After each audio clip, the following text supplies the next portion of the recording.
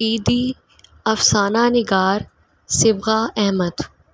گھر کے مختصر سے صحن کی کیاریوں میں جا بجا لگے موتیا اور گلابوں نے اپنی خوشبو رچا رکھی تھی۔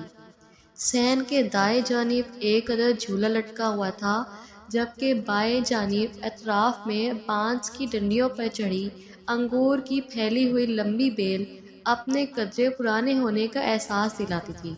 موٹے موٹے سرخ انگوروں کے چند گچھوں پر پرندوں کی چونچوں کے نشان سبز تھے، باقی مادہ گچھوں پر کپڑا لپیٹ کر انہیں پرندوں سے بچانے کی کوشش کی گئی تھی۔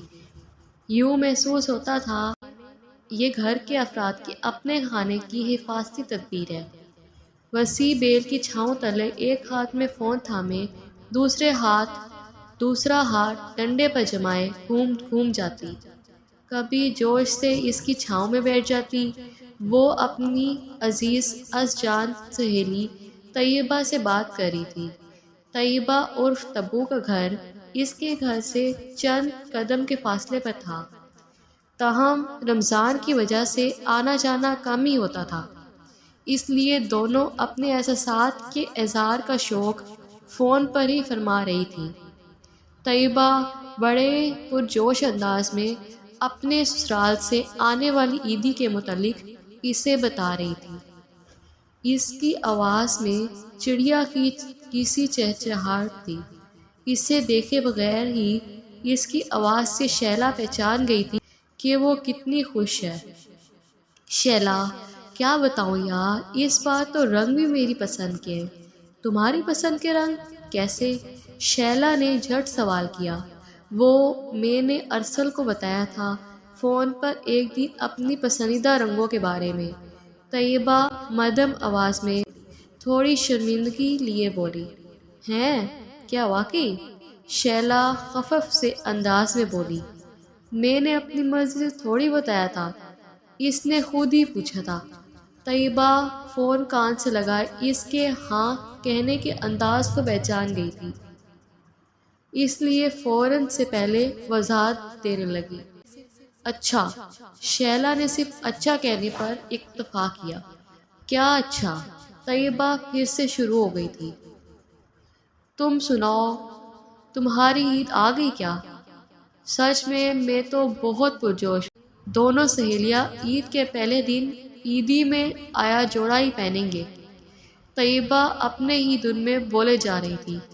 میری تو عیدی آئی ہی نہیں تبو، اور دور دور تک عیدی کا کوئی امکان ہی نہیں۔ شیلا رونی صورت بنا کر بولی۔ کیوں بھائی، ابھی تک عیدی آئی کیوں نہیں؟ اچھا کوئی بات نہیں میری جان، آ جائے گی، اور اگر نہ آئی تو میں بھی گھر والا جوڑا ہی پہنوں گی۔ طیبہ بہن جیسا پیار جتا کے بولی۔ شیلا کو اور رونا آیا۔ کیا مطلب نہیں آئی تو؟ شیلا غم و غصے کی ملی جلی کیفیت میں منمنائی۔ اری او شیلا، کچن سے اماں کی آواز برآمد ہوئی۔ طیبہ میں فون رکھتی ہوں، اماں بلا رہی ہیں۔ جی اماں، شیلا کچن میں آتے ہی بولی۔ دیکھ سورج سوا نیزے پر آ گیا ہے، اور سحری کے برتن تو نے ابھی تلک نہیں دھوئے۔ وہ اماں آج 2 سپارے ختم کیے میں نے فجر کے بعد، پھر ایسی نیند آئی کہ جلدی آنکھیں نہیں کھلی۔ شیلا، کتنی بار کہا ہے تجھ سے فجر کے بعد نہ سویا کر، نحوست ہوتی ہے۔ اماں نے لہجے کو بروقت نرم کیا۔ رمضان کا لحاظ بھی تو تھا۔ لیکن اماں میں فجر کے فوراً بعد نہیں سوئی، میں تو فجر کے پورے 2 گھنٹے کے بعد سوئی تھی، سورج نکلنے کے۔ شیلا معصومانہ انداز میں گویا ہوئی۔ اماں عصر کی نماز سے فارغ ہوئی تو شیلا کو خیالوں میں گم پایا۔ شیلا تو نے نماز پڑھ لی؟ اماں نے جیسے جانتے ہوئے ہی سوال کیا۔ ہاں اماں، شیلا اداس سی بولی۔ چل پھر کچن میں چل کے افطاری کی تیاری کریں۔ اماں، دل نہیں کر رہا۔ ہیں؟ کیوں نہیں کر رہا دل؟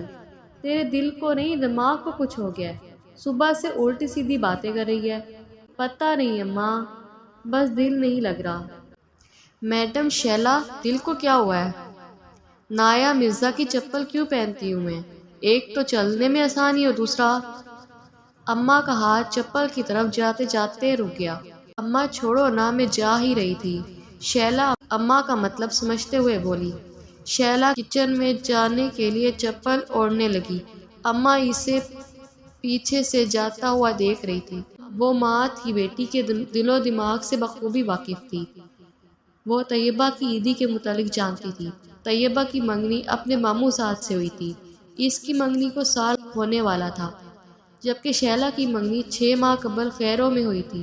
دونوں اپنی عیدی کے منتظر تھیں۔ یہ احساس ہی بہت سہانا تھا ان دونوں کے لیے، اور بلا شبہ ہر لڑکی کے لیے ہی دل اویس ہوتا ہے۔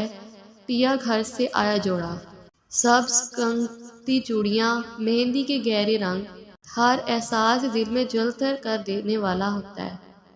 ہر لڑکی کو ہی ارمان ہوتا ہے، اور غالباً شیلا بھی انہی میں سے ایک تھی۔ رمضان کا تیسرا عشرہ اختتام پذیر ہوا چاہتا تھا۔ آج آخری روزہ تھا۔ گرمی حد سے سوا تھی۔ شیلا عصر کی نماز خشوع و خضوع سے ادا کر رہی تھی۔